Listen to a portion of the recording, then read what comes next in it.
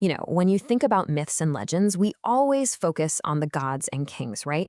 But what about the figures behind them? The wise, powerful guides in the shadows, shaping destiny from a forest hermitage or a mountain cave.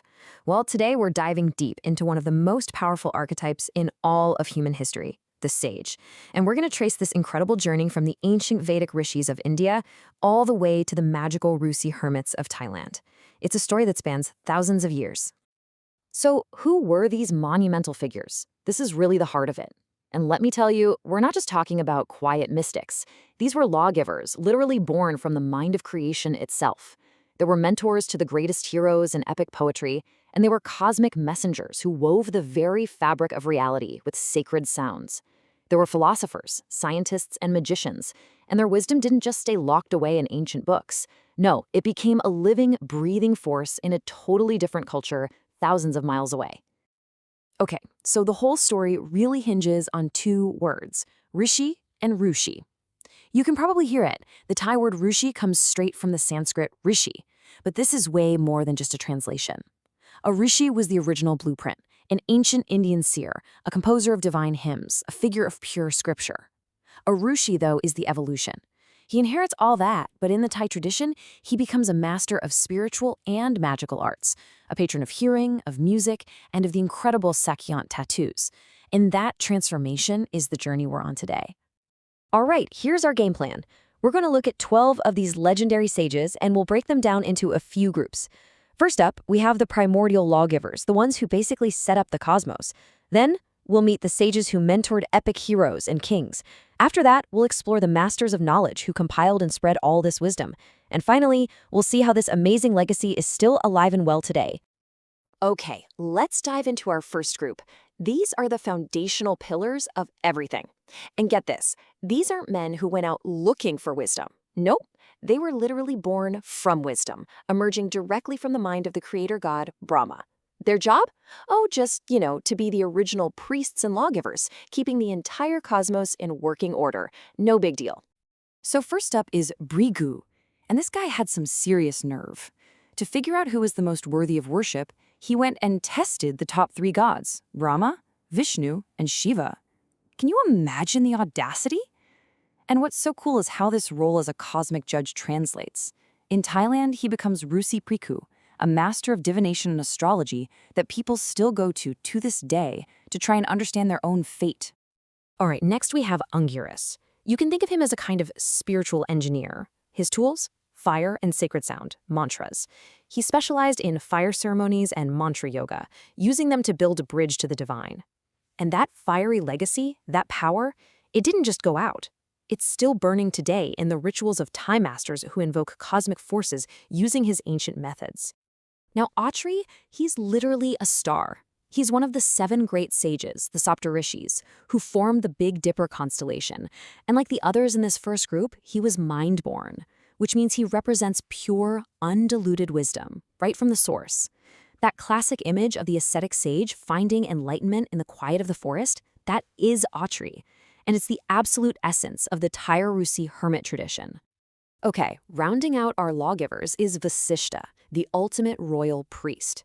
He was the spiritual guide to King Dashratha and his son, the hero Rama, from the epic Ramayana. But here's where things get really juicy. Vasishta's story is defined by this legendary, all-consuming rivalry with another powerful sage, and that epic conflict is the perfect setup for our next group of figures. All right, so we're shifting gears. If that first group were the cosmic architects, this next group gets their hands dirty. They step out of the realm of abstract law and right onto the battlefield. These are the mentors, the guides, and the power brokers you see in the thick of it, whispering in the ears of heroes and kings in the great epics and literally shaping their destinies.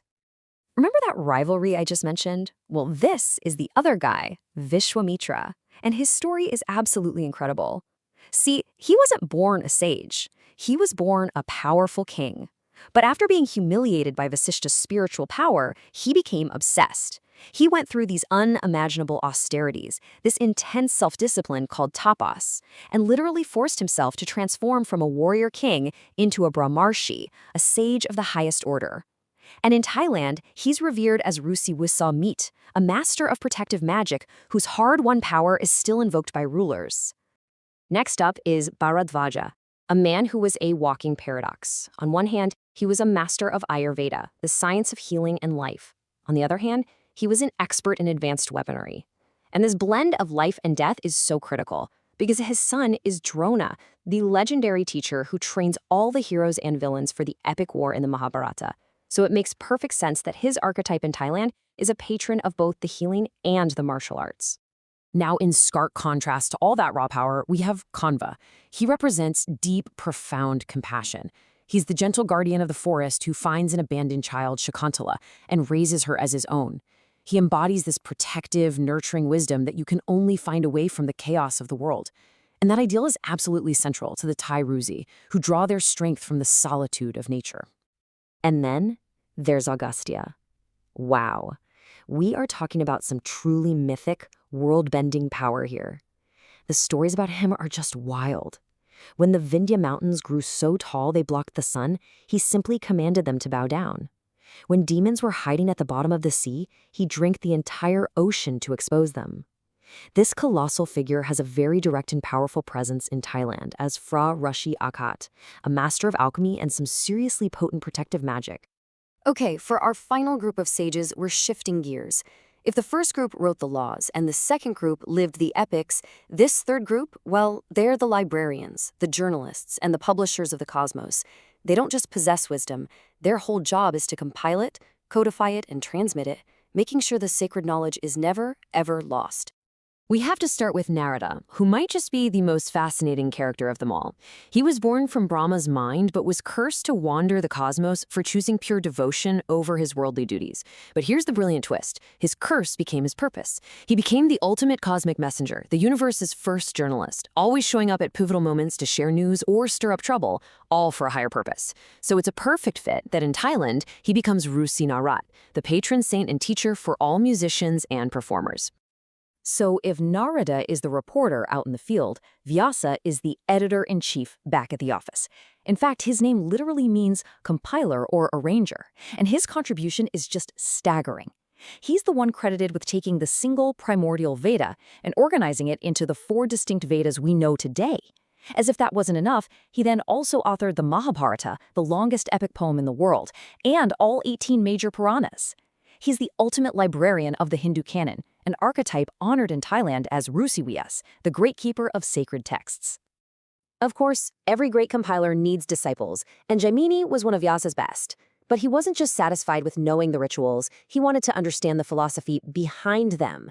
He dug so deep into their meaning that he founded an entire school of thought just to analyze them. What he really represents is a concept that's vital in Thai culture, parampara, the sacred, unbroken transmission of knowledge from a master to a disciple. And this brings us to a fascinating contrast. If Vishwamitra represents wisdom achieved through immense struggle, his polar opposite is Shuka, Vyasa's son.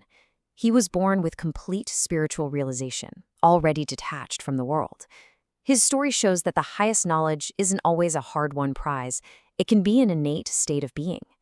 And this ideal of pure, untainted wisdom is precisely what the Thai Ruesi strive for in their meditations.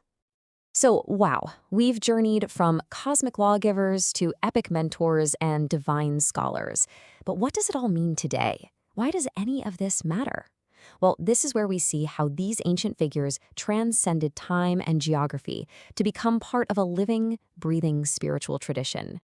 And this is the whole point. These powerful archetypes, the lawgiver, the advisor, the magician, the messenger, they didn't just fade away into history. They were adopted, adapted, and completely transformed.